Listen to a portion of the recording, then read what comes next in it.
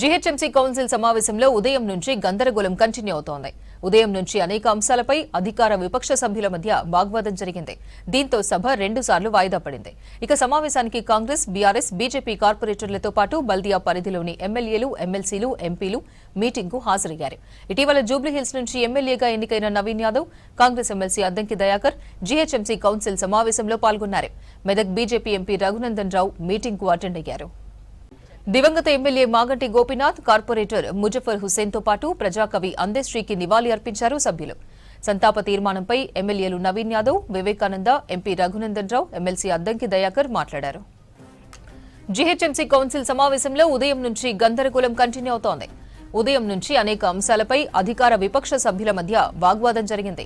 దీంతో సభ 2 సార్లు వాయిదా పడింది.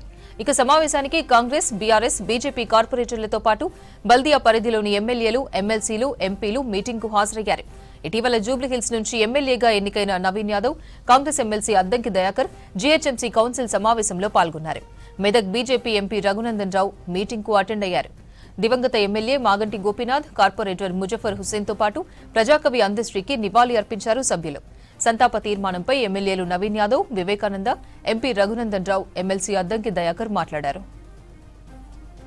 జీహెచ్ఎంసీ కౌన్సిల్ మీటింగ్ కు సంబంధించి మరిన్ని అప్డేట్స్ సదానందం లైవ్ లో అందిస్తారు. సదానందం, ఉదయం నుంచి కౌన్సిల్లో గందరగోళానికి కారణం ఏంటి?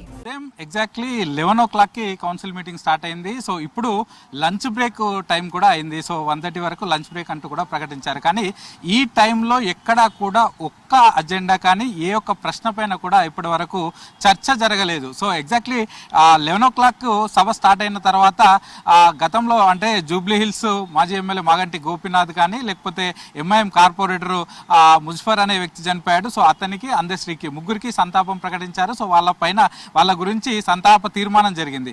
సో ఆ తర్వాత సభలో 150 ఏళ్ళు అయింది కాబట్టి వందే మాతర గీతం ఆలపించాలంటూ కూడా బీజేపీ సభ్యులు కోరారు. సో దీంతో మేయర్ అంగీకరించి సో వందే మాతర గీతంతో పాటు తెలంగాణ జయ జయ హే గీతం కూడా ఆలపించాలంటూ అటు యాక్సెప్ట్ చేశారు. సో దానిపైన అది జరుగుతున్న టైంలో ఎంఐఎం సభ్యులు, మజ్లిస్ సభ్యులు దీనికి ఒప్పుకోలేదు. సో వందే మాతర గీతం కానీ జయ జయ హే తెలంగాణ గీతం సభలో పాడడానికి వీల్లేదు.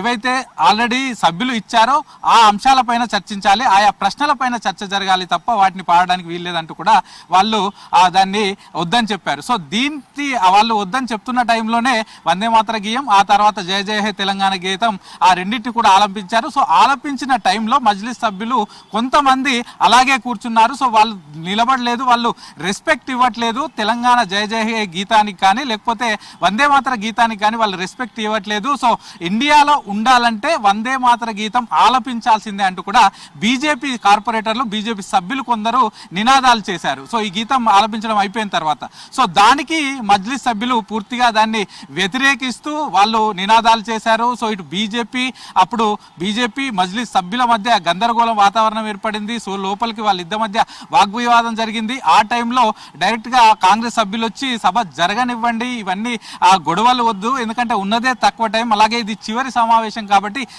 సభ జరిగేలా చూడండి అంటూ కూడా వాళ్ళు కోరారు. ఆ తర్వాత మేయర్ ఇంటర్ఫియర్ అవ్వడంతో అప్పటికి సమస్య ఆగిపోయింది. సో ఆ తర్వాత ఇటు బీఆర్ఎస్ నుంచి ఎక్స్ అఫీషియో సభ్యుడు అటు మాజీ మంత్రి తలసాని లేస్తూ హిల్ట్ పాలసీ అంశం పైన మాట్లాడడం స్టార్ట్ చేశారు. ఆ తర్వాత ఈ అంశం అంటే హిల్ట్ పాలసీకి సంబంధించిన అంశం ఈ ఎజెండా దీంట్లో లేదు, అంటే జిహెచ్ఎంసీ కౌన్సిల్ మీటింగ్ లో ఇది ఎజెండా కాదు, ఎందుకంటే మొత్తం చర్చించడానికి 95 ప్రశ్నలు ఉన్నాయి, అలాగే 45 ఎజెండా అంశాలు ఉన్నాయి. సో ఇప్పటి వరకు ఈ అంశాలపైన ఇంకా చర్చ స్టార్టే అవ్వలేదు కాబట్టి వీటిని చర్చించడానికి వేరే వేదికలు ఉన్నాయి, బయట ఓపెన్ గా చర్చ పెట్టుకోవచ్చు, లేకపోతే అసెంబ్లీలో మాట్లాడుకోవచ్చు, ఇక్కడ మాత్రం చర్చించొద్దు, ఇంకా మిగతా సమస్యలు ఉన్నాయి కాబట్టి మాకు సమయం ఇవ్వాలంటూ సో దాన్ని వ్యతిరేకిస్తూ కాంగ్రెస్ కార్పొరేటర్లు దాన్ని అభ్యంతరం వ్యక్తం చేశారు. సో ఆ తర్వాత దీనికి ప్రతిగా ఎమ్మెల్సీ అద్దంకి దయాకర్ కూడా కాంగ్రెస్ తరపు నుంచి మాట్లాడుతూ సో దీన్ని అసెంబ్లీలో చర్చిద్దాం, లేకపోతే బీఆర్ఎస్ రెడీ అయితే బయట ఓపెన్ గా డిస్కస్ చేద్దాం, ఈ అంశం చర్చించాల్సిందే, ఈ అంశం గురించి ప్రతి ఒక్కరికి